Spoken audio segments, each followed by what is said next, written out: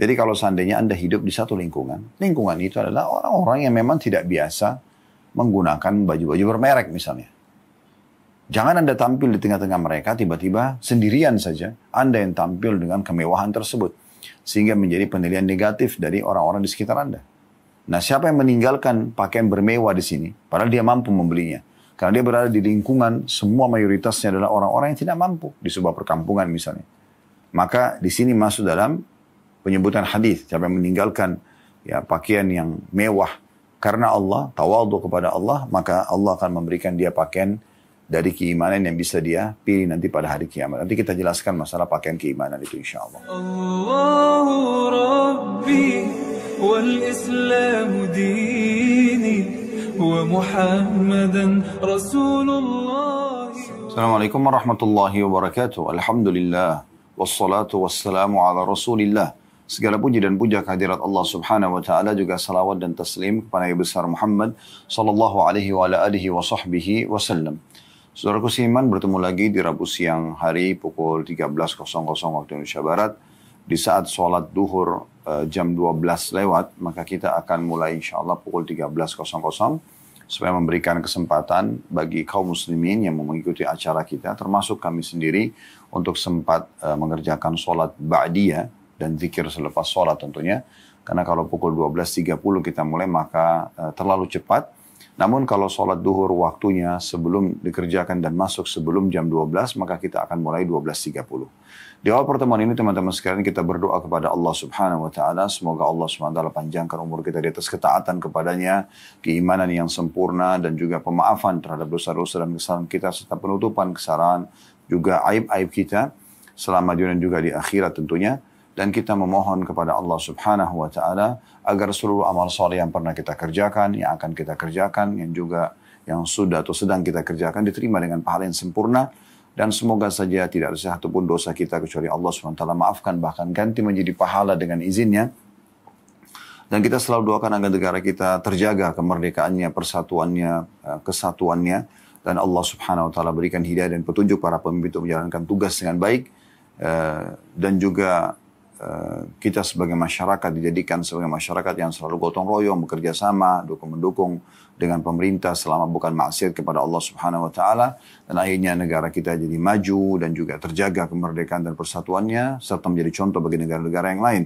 Dan selalu tidak pernah lupa kita doakan saudara-saudara kita terutama di Gaza yang sedang tertindas, semoga Allah berikan mereka kemerdekaan, ketentraman jiwa.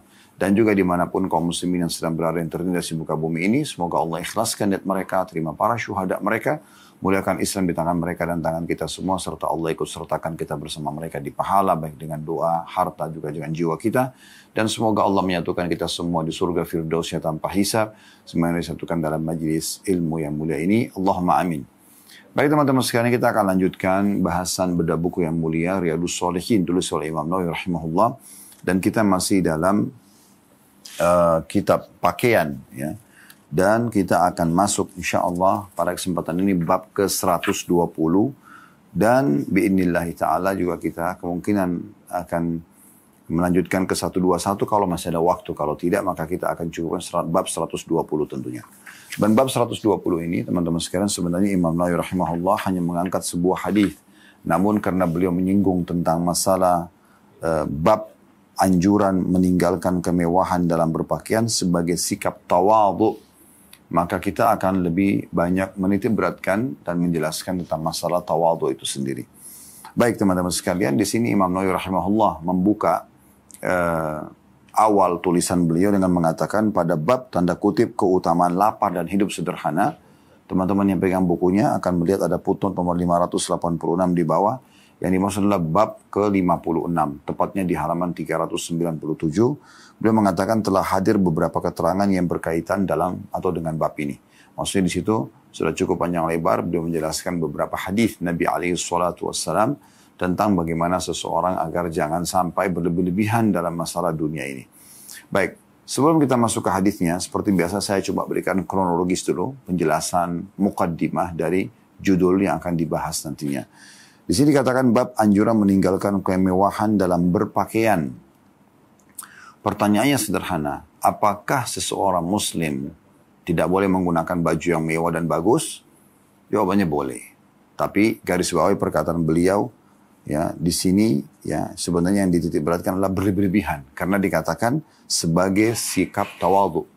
Artinya, kalau seseorang itu, muslim dan muslimah, menggunakan baju yang bagus, misalnya bermerek, atau kualitasnya sangat bagus ya, tinggi kualitasnya, jenis kainnya, jahitannya, dan segala macam, dan dia tetap tawadhu, tidak sombong maksudnya, maka tidak ada masalah.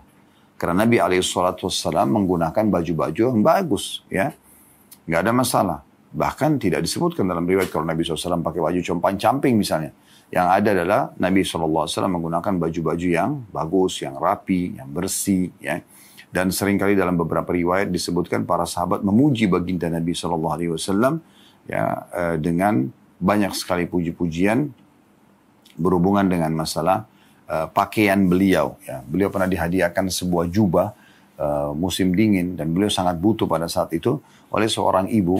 Ya. Kemudian Nabi SAW pakai di hadapan para sahabat dan semuanya terkagum-kagum dengan indahnya baju tersebut, plus lagi dipakai oleh manusia yang sangat indah dan mulia, baginda Nabi SAW.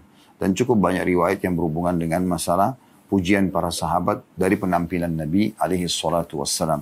Jadi kalau orang pakai baju yang bagus, ya, kemudian dia juga makan makanan yang berkualitas, dia juga tinggal di tempat yang besar, yang luas, ya, yang bagus, di sebuah komplek yang aman misalnya, ya, menggunakan kendaraan yang bagus, semua itu masuk dalam sabda Nabi SAW, masuk dalam kebahagiaan kata Nabi SAW adalah memiliki pasangan yang salihah, wanita salihah, kemudian rumah yang luas, tunggangan yang nyaman, dan tetangga yang baik.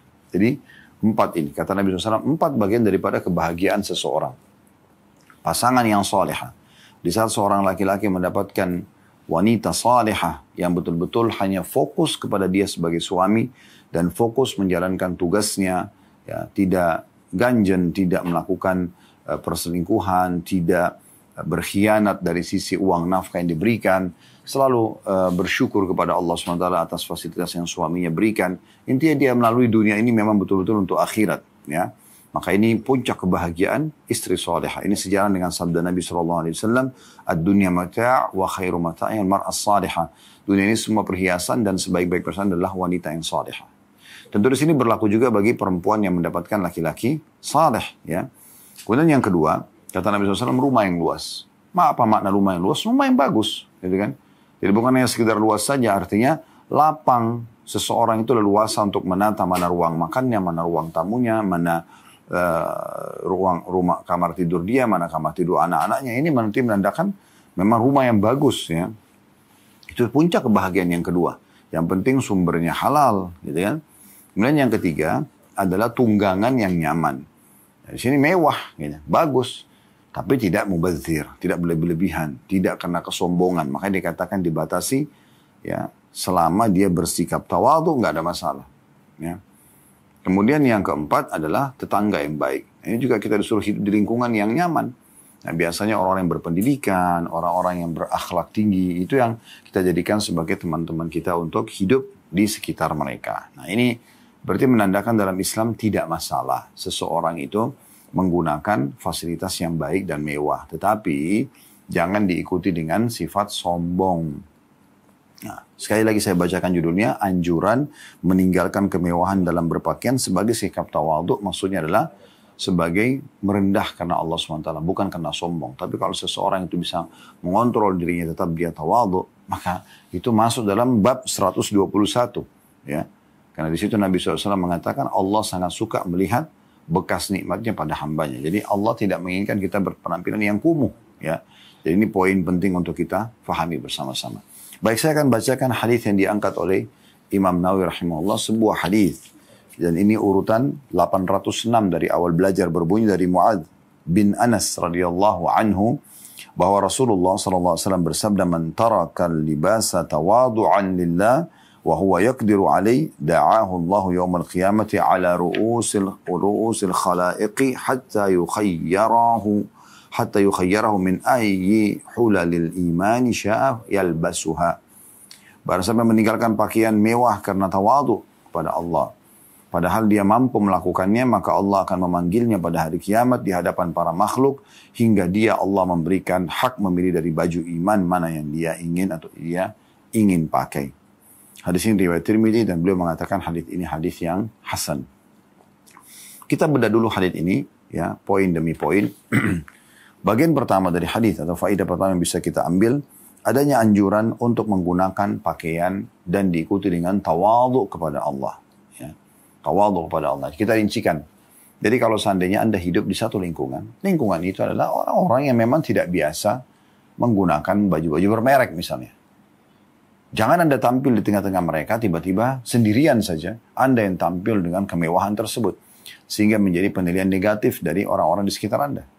Nah, siapa yang meninggalkan pakaian bermewah di sini, padahal dia mampu membelinya. Karena dia berada di lingkungan, semua mayoritasnya adalah orang-orang yang tidak mampu. Di sebuah perkampungan misalnya. Maka di sini masuk dalam penyebutan hadis, siapa yang meninggalkan ya, pakaian yang mewah karena Allah, tawadhu kepada Allah, maka Allah akan memberikan dia pakaian dari keimanan yang bisa dia pilih nanti pada hari kiamat. Nanti kita jelaskan masalah pakaian keimanan itu insya Allah. Jadi bisa seperti itu kejadiannya. Tapi di saat Anda hidup misalnya di satu lingkungan, semua orang biasa aja pakai baju-baju yang mewah misalnya. Yang penting Anda dari sumber halal, Anda tidak gunakan untuk kesombongan, tidak menghilangkan sifat tawadhu. Ya. Maka itu dengan izin Allah SWT tidak ada masalah. Bahkan mungkin bisa mendatangkan pilihan negatif di saat Anda punya kemampuan. Orang anggap Anda pelit karena Anda sama sekali tidak menggunakan atau tidak nampak bekas nikmat Allah pada diri Anda. Misalnya di komunitas orang-orang yang biasa pakai sepatu, Anda pakai sendal misalnya. Sesuatu yang jadi sorotan, ya, orang nilai negatif. Gitu. Atau misalnya memang Anda mampu membeli satu kendaraan yang bagus, yang Anda bisa nikmatin. Dan memang di sekitar Anda, orang semua menggunakan kendaraan itu. Biasa saja Anda membelinya. Itu tidak ada hubungannya dengan apa yang sedang dibahas misalnya tentang masalah, oh dia harus tinggalkan karena tawadhu kepada Allah. Enggak, karena memang lingkungan Anda seperti itu. Dan Anda ingin menjalankan, tadi saya bilang ada di bab, ini kan bab 120. 121 itu hadis tentang ya Allah menyukai bekas nikmat yang diberikan kepada hambanya. Jadi memang kita harus bisa menyesuaikan kondisi dan keadaan. Sebenarnya intinya, apakah Anda sombong atau tidak? Apakah itu layak digunakan dan dinikmati di depan orang di sekitar Anda atau tidak? Nah ini poinnya. Kalau tadi saya bilang kalau Anda berada di satu lingkungan, tidak biasa mereka melihat orang menggunakan baju-baju yang bermerek. Ya. Misalnya Anda tinggal di satu kampung yang sangat terpencil, orang biasa pakai baju sederhana saja. Anda jangan tampil berbeda dengan mereka. Karena nanti akan jadi bahan sorotan. Gitu kan? Dan ini akan membuat juga Anda merasa lebih dari orang lain. Maka bisa sombong sehingga keluar daripada sifat tawadhu. Sebaliknya jangan sampai Anda hidup di satu lingkungan yang memang mereka terbiasa menggunakan baju-baju yang bagus. Dan Anda mampu. Bukan memaksakan diri ya. Maksudnya dia tidak boleh. Anda mampu sebenarnya, tapi Anda sengaja mengatakan, oh saya kan dapat hadis, siapa yang meninggalkan baju mewah karena tawadhu kepada Allah, maka dia akan diberikan baju keimanan pada hari kiamat yang dia ingin pakai. Enggak, bukan itu yang dimaksud. Ya. Nanti orang akan dilihat negatif, dan akan muncul sifat bakhil, ya, karena merasa sudahlah begini aja misalnya. Ya. Karena memang sekali lagi Allah menyukai melihat bekas nikmat pada hambanya. Jadi Anda bisa menyesuaikan kondisi dan keadaan. Intinya sebenarnya tidak sombong, tidak tawadhu, dan sesuai dengan lingkungan atau kondisi yang kita ada tentunya ya.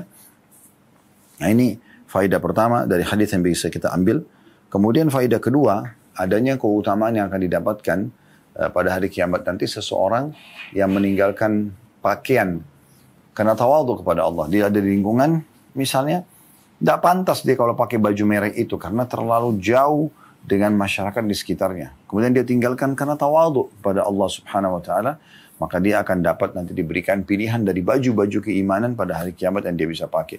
Maksud baju-baju keimanan adalah baju-baju yang akan diberikan bagi orang beriman di surga nantinya. Jadi memang baju-baju yang sangat mewah yang dijanjikan di dalam surga yang terbuat dari sutra ya, sundus, istabrak ya, dari sutra yang lembut, dari sutra yang tipis, yang tebal. Ini kan disebutkan dalam ayat Al-Quran tentang masalah nanti di hari kiamat ahli surga akan pakai dari sundusin wa istabrak. Sundus adalah baju dari kain sutra yang tipis dan tentu mewah dan bagus. Begitu juga dengan istabrak yang tebal. Maka ini teman-teman sekalian adalah hal yang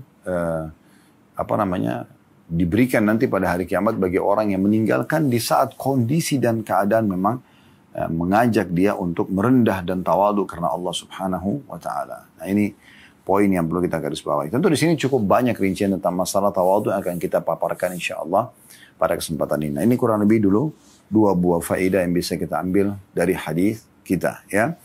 Kemudian tadi saya bilang mungkin saya akan bacakan juga hadis nomor atau bab nomor 121, nanti kemudian baru kita jelaskan secara bersamaan, ya. Bab 121 ini namanya bab anjuran berpakaian sederhana dan tidak membatasi diri dengan apa yang bisa menyebabkan dirinya diremehkan orang lain tanpa keperluan dan tujuan syar'i. Nah, perhatikan sangat detail dan sampai kalau Imam Nawawi rahimahullah. Dan beliau mengangkat sebuah hadis juga di sini di bab yang 121. Saya bacakan hadis ini nomor 807 dari awal belajar, berbunyi dari Amr bin Shu'aib dari bapaknya dari kakeknya radhiyallahu anhu ajma'in. Beliau berkata, Rasulullah sallallahu alaihi wasallam bersabda, "Inna Allah yuhibbu an yura atharu ni'amihi atau ni'matihi ala 'abdi." Saya ulangi, "Inna Allah yuhibbu an yura atharu ni'matihi ala 'abdi." Sesungguhnya Allah senang melihat bekas nikmatnya pada hambanya. Hadis ini diriwayatkan Tirmidzi dan beliau mengatakan hadis hasan. Nah, ini sejalan dengan apa yang tadi kami sampaikan, ya. Jadi bagaimana Imam Nawawi rahimahullah pun memberikan bab yang jelas anjuran berpakaian sederhana dan tidak membatasi diri dengan apa yang bisa menyebabkan dirinya diremehkan orang lain tanpa keperluan dan tujuan syar'i. Jadi tadi situasi dan kondisi. Kalau Anda berada di satu perkampungan, tidak biasa orang di sana melihat sesuatu yang mewah seperti itu. Apapun Anda mampu, Anda tinggalkan karena Allah SWT, ini akan dapat keutamaan tadi. Tapi kalau Anda berada di satu lingkungan yang memang malah membuat Anda terhina kalau Anda tidak menggunakan pakaian seperti mereka, maka jangan gunakan hadits ini mengatakan, oh saya harus tawadhu. Dan tawadhunya lagi salah gitu kan. Dengan cara dia memperlihatkan kezuhudan di dunia dengan cara pakai baju compang-camping, pakai baju yang lusuh, mungkin baju yang sudah sekian puluh tahun dipakai, nggak diganti-ganti. Padahal sebenarnya dia punya kemampuan. Ini malah membuat orang menilai negatif. Dan ini juga ada sifat pelit buat dirinya sendiri. Maka harus difahami baik-baik tentang masalah ini. Baik, lebih dalam teman-teman sekalian kita bahas 2 bab ini insyaAllah. Di penjelasan yang akan kami sampaikan. Ya, kita sebelum masuk ke itu, saya akan ambil 2 buah faedah dari hadis yang baru kita bacakan tadi. Inna Allah yuhibbu an yura atharu ni'matihi ala abdi. Sesungguhnya Allah senang melihat bekas nikmatnya pada hambanya. Pelajaran yang pertama adalah pentingnya seseorang itu menikmati apa yang Allah bolehkan untuk dia selama halal. Dan kan tadi saya bilang yang Allah bolehkan buat dia. Dari makanan yang bagus secara kualitas. Karena Allah mengatakan halalan thayyibah. Yang halal dan juga berkualitas. Dari pakaian. Allah SWT mengatakan dalam Al-Quran. Ya bani Adam akhudu zinatakum inda kulli masjid. Al-ayah. Artinya hai anak Adam. Ambil pakaian terbaikmu pada saat kau sedang menuju ke masjid. Kan disuruh pakai yang terbaik. Ya. Kemudian juga dari kendaraan, rumah. Tadi sudah kita jelaskan hadisnya. 4 bagian daripada kebahagiaan adalah pasangan atau istri yang salihah, rumah yang luas, tunggangan yang nyaman, tetangga yang baik. Dan kata Nabi SAW, lanjutan hadisnya, dan 4 bagian daripada kesengsaraan. Disebutkanlah istri yang durhaka, kemudian rumah yang sempit, tunggangan yang tidak nyaman, dan tetangga yang buruk. Maka kita bisa ambil, atau Anda bisa ambil kesimpulan daripada hadis yang baru saja kami bacakan. Ini pelajaran pertama. Jadi kita disuruh oleh Allah SWT untuk bisa menikmati, silakan. Pelajaran yang kedua, ya, kita dianjurkan untuk menunjukkan dan sebagai bentuk syukur kepada Allah SWT, kita tunjukkan bekas nikmat itu. Jadi selain mengucapkan Alhamdulillah, kita juga tunjukkan kalau kita memang makan makanan, kita pakai pakaian, kita menikmati rumah, kendaraan, semampu kita tentunya. Sebagai bentuk bersyukur kepada Allah. Jadi sejalan dengan bab sebelumnya, jangan karena sombong, tapi karena tawadhu atau merendah. Karena tawadhu atau merendah. Baik teman-teman sekalian, kita akan coba lebih jauh membahas tentang masalah tawadhu ini, ya, karena dia sangat erat hubungannya dengan apa yang sedang kita bahas. Baik, tawadhu ini sebenarnya teman-teman sekalian cukup banyak penjelasan para ulama tentang masalah definisinya, ya.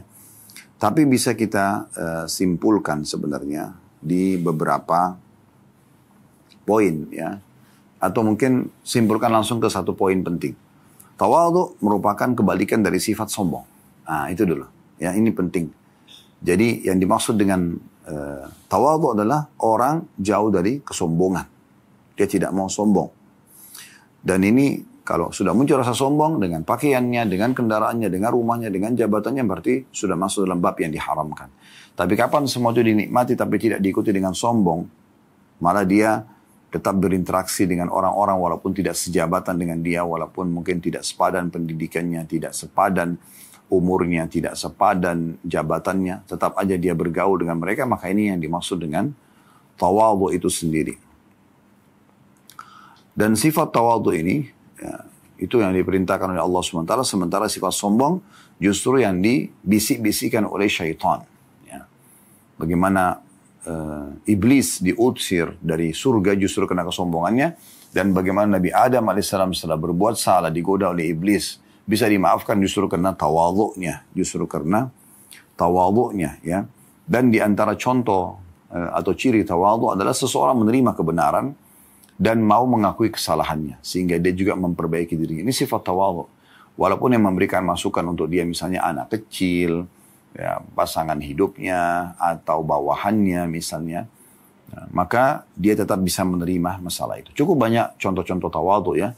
Tawadhu'nya seorang suami di rumah misalnya pada saat dia berbaur dengan istrinya, ya, dia bisa memahami perasaannya, dalam arti kata apa yang dia sampaikan mungkin didengarkan, bukan egois hanya untuk sendiri saja dia perhatikan dirinya, tapi dia memberikan kesempatan mereka menyampaikan hajat-hajatnya. Tentu bukan mengatur, karena tidak boleh yang mengatur kecuali pemimpin ya.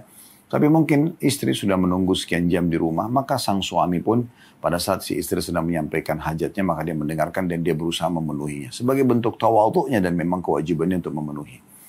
Begitu juga dengan seorang istri, ya.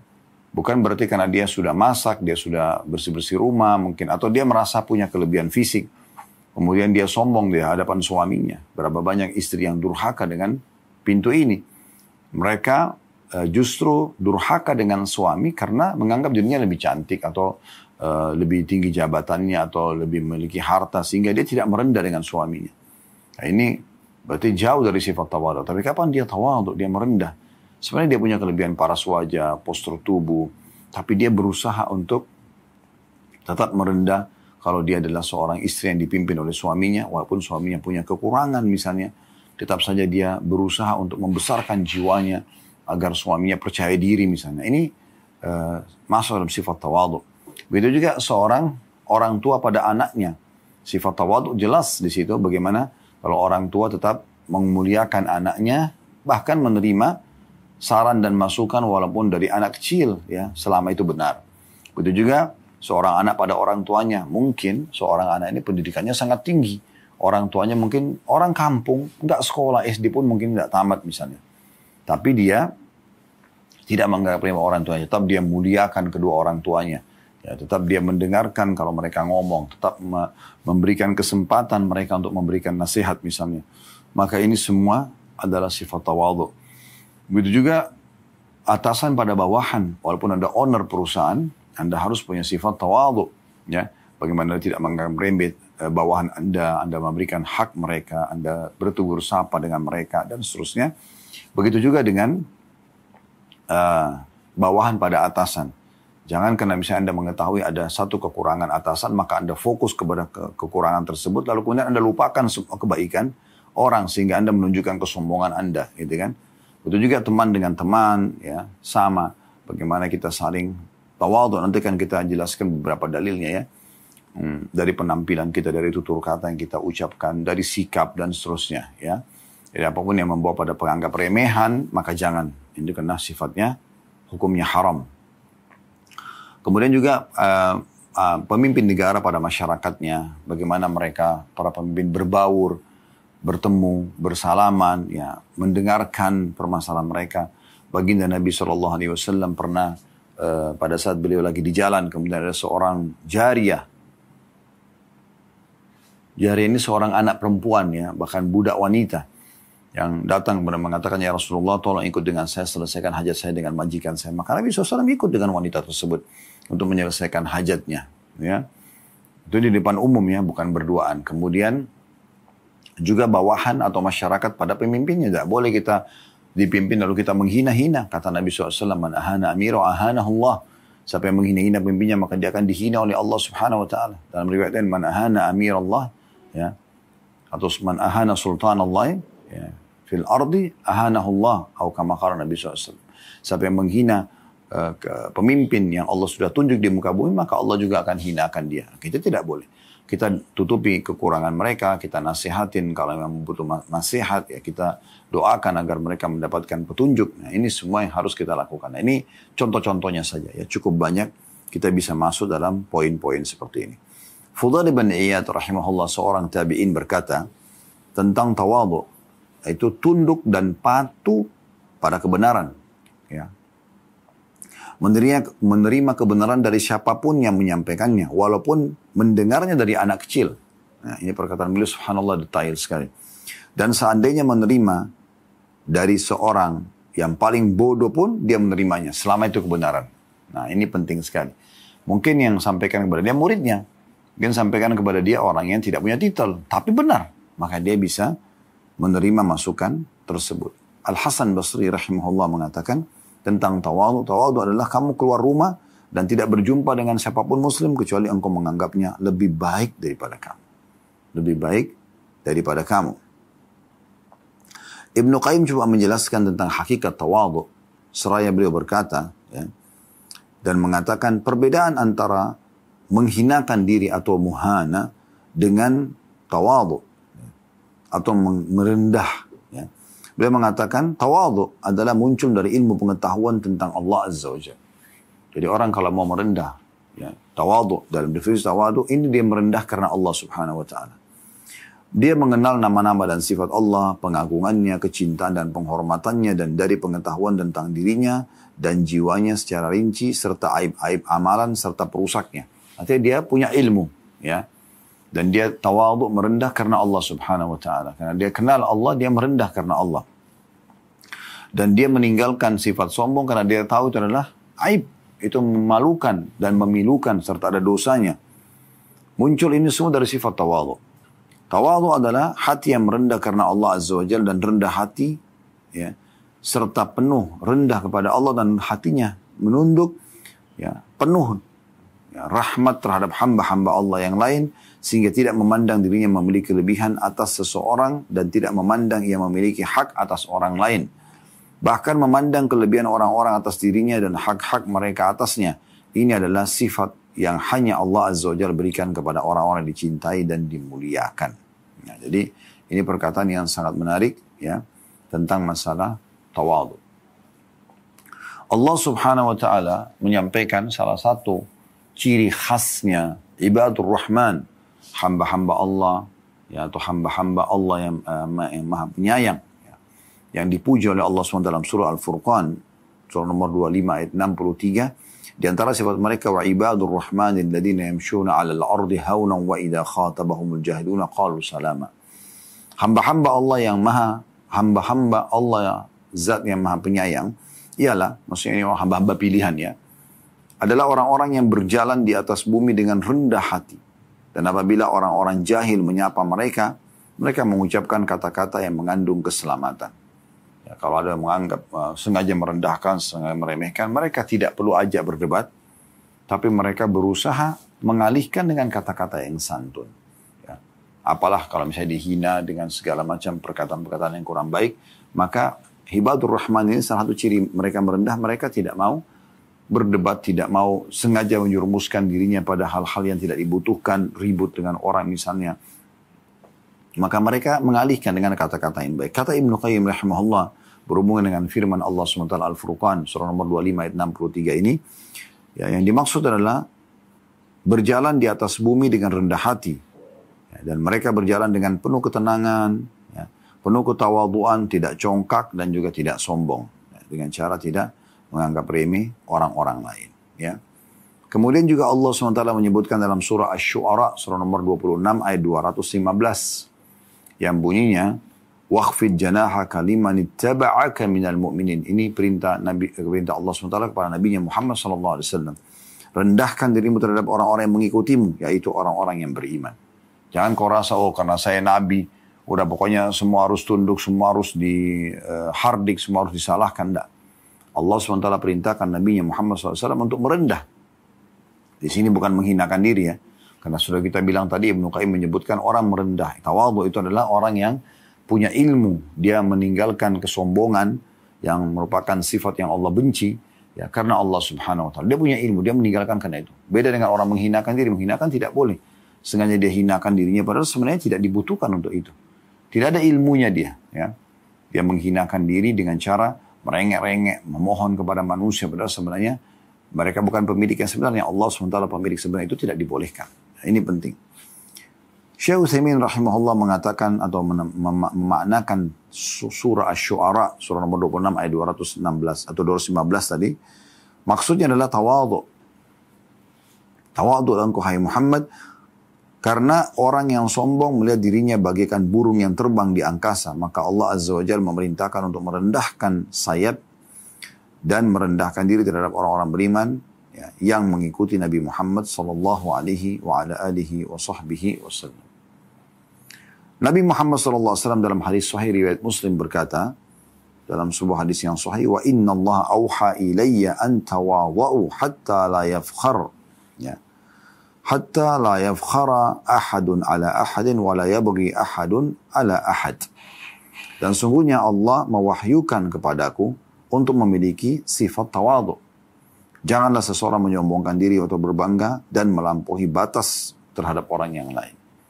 Jadi kita diperintahkan harus tawadhu, saling merendah, saling mendahulukan, saling menghormati pendapat. Nah, di antara ciri-cirinya juga adalah tidak memotong pembicaraan orang, ya, memberikan kesempatan dia menjelaskan dulu, kemudian baru kita menanggapi kalau diperlukan. Karena kadang-kadang kita kalau memotong pembicaraan orang di tengah jalan bisa saja belum sampai pada tujuan yang dia inginkan. Maka kita pun keliru dalam menjawab atau meresponnya. Oleh karena itu kita biarkan dulu dia dengan kondisinya atau menyampaikan lalu kemudian kita menanggapi setelah itu. Nah ini poin penting yang harus kita garis bawahi. Ya. Dan tawadhu ini merupakan sifat para nabi-nabi. Ya.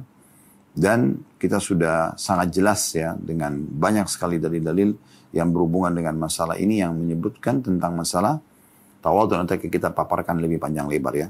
Yang menarik sebuah hadis yang menarik yang saya ingin sampaikan. Hadis ini disahihkan oleh Syekh Al-Albani dalam silsilah hadis sahihah.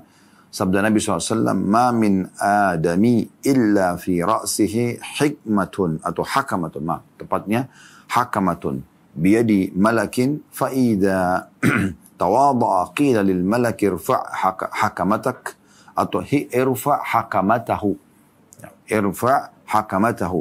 Wa idha takabbara qila lil malaki dha' hakamatahu. Terjemahnya, tidaklah seorang Bani Adam, anak Adam, kecuali ada di atas kepalanya hakam. Hakam itu seperti tali kekangan kuda. Ya.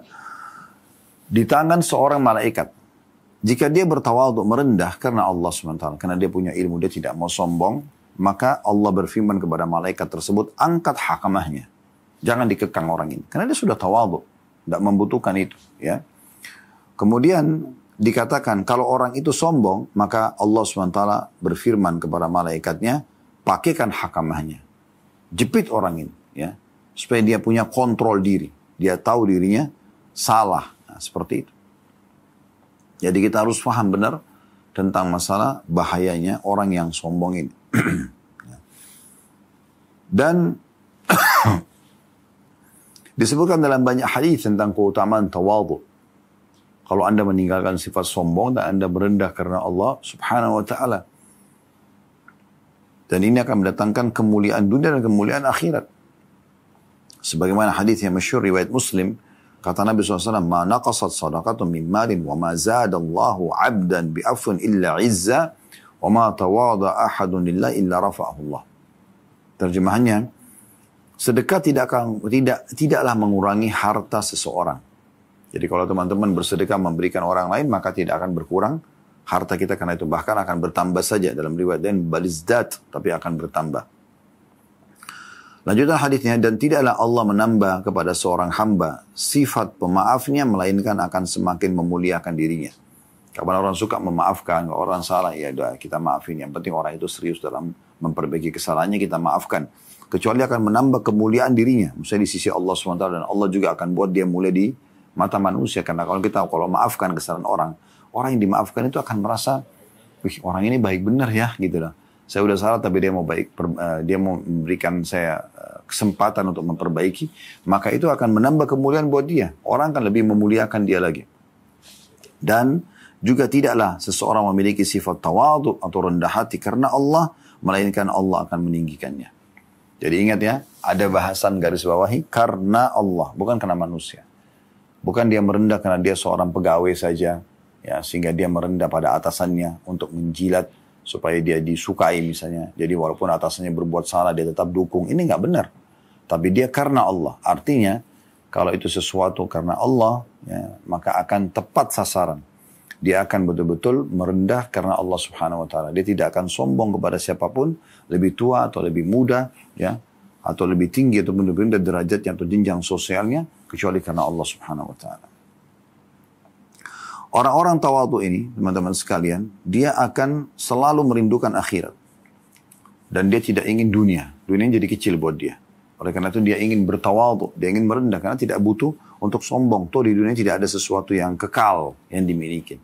Kalau Anda sekarang punya baju yang bagus, dompet, sepatu, apalah topi, jam tangan, handphone, perangkat-perangkat kita dalam keseharian, itu juga dengan mobil atau motor misalnya yang bagus, rumah, apalah ya semuanya bagus-bagus. Ini semua tidak ada yang kekal. Kalaupun untuk kita pemiliknya, kita orang tahu ini punyanya si fulan, maka itu hanya sementara saja. Pada saat Anda meninggal, orang hanya mengenang, oh ini punyanya si fulan dulu, ini sepatu dia, ini baju dia. Itu cuma hitungan hari, setelah itu selesai. Orang tidak akan mengenang lagi. Ya.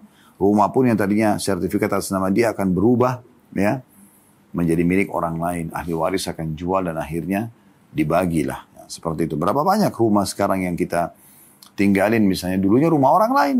Ya. Dia meninggal, selesai. Sertifikat dulu atas nama dia. Ya. Beruntunglah dia kalau dia tawadhu merendah pada saat itu. Ya. Kalau akhirnya bukan jadi milik dia. Kepemilikan abadi itu ada di akhirat nanti sana.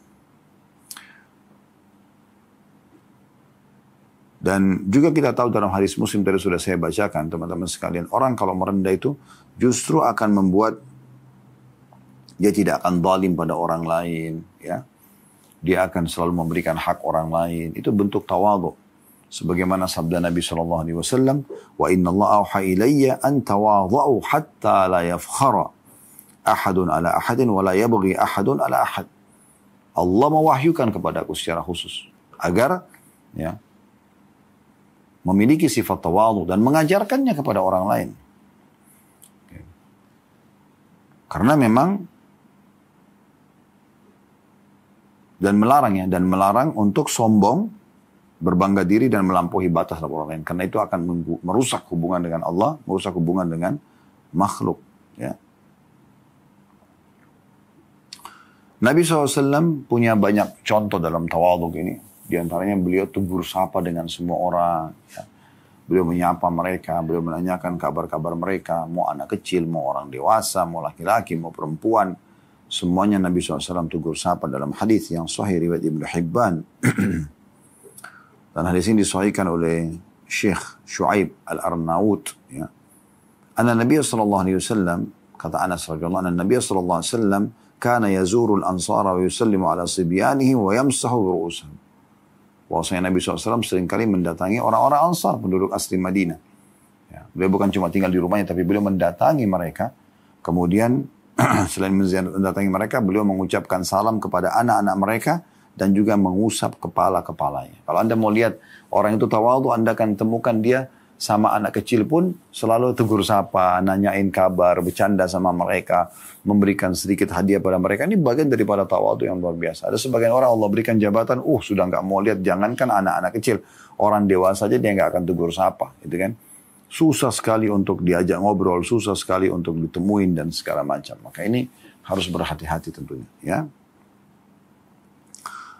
Kemudian juga kita bisa lihat bagaimana perkataan-perkataan para ulama yang lain seperti Imam Syafi'i rahimahullah. Beliau mengatakan, dinukil oleh Al-Baihaqi dalam Syu'abul Iman di jilid 6 halaman 304, ya. Imam Syafi'i mengatakan, arfa'un nasi qadra man la yara qadrah, Wa akbarun nasi fadla man la yara fadlah. Artinya, orang yang paling tinggi kedudukannya adalah orang yang tidak pernah menampakkan kedudukannya. Justru dia tidak sengaja tunjukin, oh saya jabatanku ini loh harta saya, ini loh begini dan begitu, seperti sebagai orang sengaja pamer-pamer di media, kan gitu. Udah nggak perlu, Anda nikmatin selesai. Jangan sampai masuk ke bab sombong ya. Karena kata Nabi SAW, la yadkhulul jannata man kana fi qalbihi mithqalu dzarratin min kibr. Tidak akan masuk surga orang yang dalam hatinya ada seperti biji sawi dari kesombongan. Kata Imam Syafi'i rahimahullah, orang yang paling tinggi kedudukannya adalah orang yang tidak pernah menampakkan kedudukannya. Dan justru orang yang paling mulia adalah orang yang tidak pernah menampakkan kemuliaannya. Nah, ini nasihat yang luar biasa nih.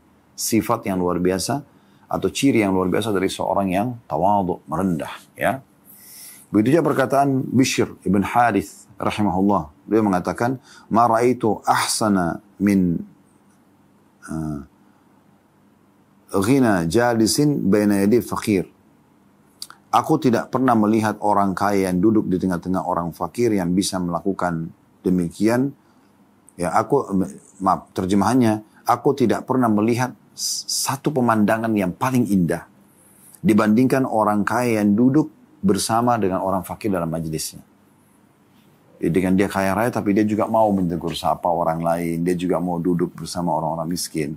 Dalam sebuah riwayat yang sahih juga disebutkan, ada sebagian orang-orang miskin di kota Madinah pernah melihat Hasan radhiyallahu anhu, cucu Nabi SAW lewat. Lalu mereka mengatakan, wahai cucu Rasulullah, makanlah bersama kami. Maka Hasan mengatakan, baiklah. Langsung Hasan duduk dan makan bersama mereka. Ini satu hal yang luar biasa. Menunjukkan ketawadhuan beliau radhiyallahu anhu, tidak sengaja, saya cucu Rasulullah loh, saya mau makan di tempat ya terserah saya. Nah, contoh misalnya. Abdullah bin Mubarak rahimahullah, seorang ulama tabi'in, juga membahasakan nasihat yang sangat baik. Beliau mengatakan begini, Ra'sut tawadhu'i an tad'a nafsaka 'inda man huwa dunaka fi ni'matillahi hatta ta'limahu atau tu'allimahu anna laysa laka bidunyaka alaihi fadl. Dikeluarkan oleh Baihaqi dalam Syu'abul Iman jilid 6 halaman 298. Terjemahannya, Abdullah bin Mubarak mengatakan puncak dari tawadhu adalah engkau meletakkan dirimu di bawah orang yang lebih rendah darimu dalam nikmat. Misalnya ada orang yang lebih pendek secara fisik, lebih kurang secara paras wajah, misalnya lebih kurang secara ekonomi dan pendidikan, tapi engkau coba memposisikan diri, mencari satu kelebihan dia dan menganggap dirimu lebih rendah dari dia. Sampai-sampai engkau memberitahukannya bahwa engkau tidaklah semulia dia. Sampai engkau membahasakan bahwasanya kamu lebih baik kok dari saya. Atau engkau selalu memuji kelebihan dia, yang itu bukan dalam hal ibadah ya. Karena kalau dalam hal ibadah tidak boleh kita memuji orang lain di hadapan dia. Tapi kita membahasakan apa kira-kira yang lebih dari dia kita puji. Ya, supaya dia berbesar diri, besar semangatnya, bukan sombong ya. Sehingga dia mau menjalani hidup ini dengan percaya diri. Nah, ini satu poin yang sangat baik yang disampaikan oleh beliau rahimahullah. Juga Sufyan bin Uyainah rahimahullah menyampaikan satu statement yang menarik. Beliau mengatakan, man kanat ma'siyatu fi syahwatin farajallahu farajallahu ya, at-taubah. Siapa yang ya, dalam keadaan maksiat kepada Allah karena syahwatnya, maka taubat bisa membersihkannya. Fa inna Adam alaihissalam asa mustahiyan fastaghfara faghfaralah. Sungguhnya Nabi Adam alaihissalam berbuat dosa karena syahwat, tapi dia memohon ampun, merendah kepada Allah, maka Allah maafkan dia. Fa idza kanat ma'siyatu min kibr fakhasha atau fakhish fa alaihi la'nah. Dan siapa yang dosanya justru karena kesombongan, maka justru dia kena laknat. Fa inna iblisa asa mustakbiran falu'in. Karena iblis telah berbuat maksiat karena sombong, maka dia pun dilaknat. Simpulannya dari apa yang disampaikan oleh Sufyan bin Uyainah rahimahullah ini adalah seorang ulama yang masyhur di masanya. Dia mengatakan bahwasanya orang kalau tawadhu justru seperti Nabi Adam alaihissalam. Dia merendah kepada Allah dengan mengakui kesalahannya dan dia coba mencari jalan keluar supaya Tuhannya ridho kepadanya. Maka dengan ini Allah subhanahu wa ta'ala muliakan dia. Tapi beda dengan iblis yang justru sombong. Diajak sujud tidak mau. Kemudian ditanya, kenapa kau nggak mau sujud? Bukannya dia bilang, maafin saya Allah, memang saya mungkin begini dan begitu. Lalu dia sujud, enggak. Tapi dia mengatakan, saya lebih baik daripada Adam ini. Engkau ciptakan aku dari api dan engkau ciptakan dari tanah. Gitu. Maka dengan itu Allah sudah tahu dia sombong, diusirlah. Bahkan sebagian ulama mengatakan dosa yang pertama dimaksiati Allah adalah kesombongan. Abu Bakar As-Siddiq radhiyallahu anhu berkata, wajadna al-karama fit taqwa. Allahu Akbar. Kami menemukan kemuliaan jiwa itu justru ada di ketakwaan. Selalu patuh kepada Allah. Allah perintahkan dikerjakan, yang Allah larang dijauhi semaksimal mungkin. Wal ghina fil yaqin. Ya. Dan merasa cukup itu ada pada keyakinan kalau Allah sudah membagi rezeki dengan baik dan adil. Dan yang terakhir, wasyarafu fit tawadhu. Dan kemuliaan jiwa, kedudukan seseorang justru dapat ini dari tawadhu'nya. Ya. Pernahkah Anda lihat ada orang-orang yang kaya tapi dia, Assalamualaikum, apa kabar? Baik, dia tetap tegur sapa, dia tetap berbaur dengan masyarakat. Bahkan, sebagaimana Imam Syafi'i tadi mengatakan, dia tidak tunjukkan kedudukan dia. Tapi pada saat dibutuhkan, dia akan hadir tentunya. Urwa bin Ward berkata rahimahullah, at-tawadhu ahadul masa'id syaraf. Wa kullu ni'matin mahsudun 'alaiha illa tawadhu. Kata beliau, tawadhu adalah salah satu jalan menuju kemuliaan. Dan setiap nikmat pasti akan ada yang merasa iri kecuali tawadhu. Tawadhu kan nikmat ya. Kalau orang bisa merendah karena Allah SWT itu nikmat. Tapi tidak ada orang yang iri dengan tawadhu. Nikmat yang lain bisa. Makanan, minuman, pakaian, kedudukan. Orang bisa cemburu. Nikmat apapun. Kesehatan, kelebihan paras wajah, fisik, warna kulit, rambut, dan segala orang bisa iri. Tapi tawadhu, nikmat ini tidak ada yang bisa ya cemburu pada dia. Tidak masa iri. Karena memang itu membuat orang lain malah merasa, orang itu aja kaya, orang itu aja pintar, orang itu aja tampan, cantik, ya sempurna tapi tidak sombong. Nah gitu. Orang lain, ulama lain bernama Yahya bin Ma'in, rahimahullah berkata, ma ra'aitu mithla Ahmad bin Hanbal. Yahya bin Ma'in sahabat dekatnya Imam Ahmad. Imam Ahmad bin Hanbal ini salah satu dari 4 imam mazhab. Yahya bin Ma'in mengatakan, saya tidak pernah lihat orang ada sebagus dan semulia Ahmad bin Hanbal. Sabbahnahu 50 sanah. Ya, atau sahabnahu, maaf. Kami menemani dia selama 50 tahun. Maftakhara alaina bisyai'in mimma kana alaihi minas salahi wal khair. Tapi belum pernah dalam 50 tahun itu pun sama sekali. Tidak pernah dia menyombongkan diri terhadap kebaikan yang ia miliki. Tidak pernah dia merasa lebih pintar. Tidak pernah dia merasa lebih tampan. Tidak pernah dia merasa lebih soleh. Ya. 50 tahun. Kemudian Ziyad An-Namri berkata, Az-zahid bi ghairi tawadhu kasyajarati allati la tuthmir. Ini perkataan juga bagus ya. Ziyad An-Namri An-Numairi rahimahullah berkata, orang yang zuhud adalah orang yang tidak memiliki sifat tawadhu. Maaf. Orang yang zuhud maksudnya mau menuju akhirat dan mendahulukan akhirat dari dunia, yang tidak memiliki atau tidak diikuti dengan tawadhu, maka seperti pohon yang tidak berbuah. Maka seperti pohon yang tidak berbuah. Oleh karena itu teman-teman sekalian, kita sangat dianjurkan untuk selalu bertawadhu, merendah karena Allah subhanahu wa ta'ala. Dan kedepannya kita akan lanjutkan bab 120, nanti bab diharamkannya memakai sutra bagi laki-laki, duduk dan bersandar mereka pada sutra, serta bolehnya memakai sutra itu bagi wanita. Ini nanti ada bahasan sendiri, karena kita memang bahas bab pakaian ya, kitab pakaian ini. Maka kita masih dalam kitab pakaian, cuma tadi kita panjang lebar bahas tawadhu itu karena memang bahasan tentang orang pakai baju karena sombong ya. Bagaimana dia kalau menggunakan yang berkualitas dari semen yang bagus tidak diikuti dengan sombong, tapi dia malah tawadhu.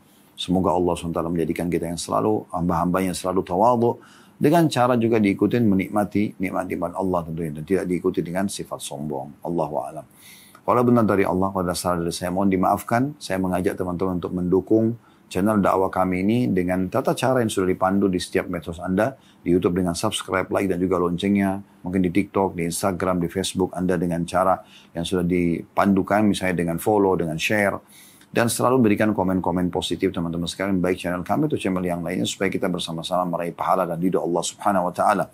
Dan juga saya mengajak teman-teman yang mau menjadi donatur tetap, kami punya Yayasan Khalid Bastanama dan brandnya adalah Yayasan Sedekah Kreatif. Anda bisa datangi medsos Sedekah Kreatif, Anda bisa melihat program-program kami sana, dan Anda bisa partisipasi demi untuk atau memiliki tabungan Anda di sisi Allah Subhanahu wa taala di hari kiamat nanti.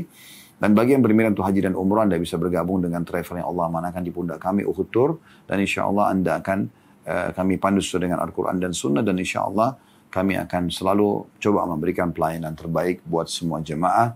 Dan uang jemaah memang kita fokuskan kepada kebutuhan jemaah, kita berikan fasilitas yang sama insya Allah. Walaupun memang ada margin di situ untuk keperluan operasional dan juga keuntungan perusahaan.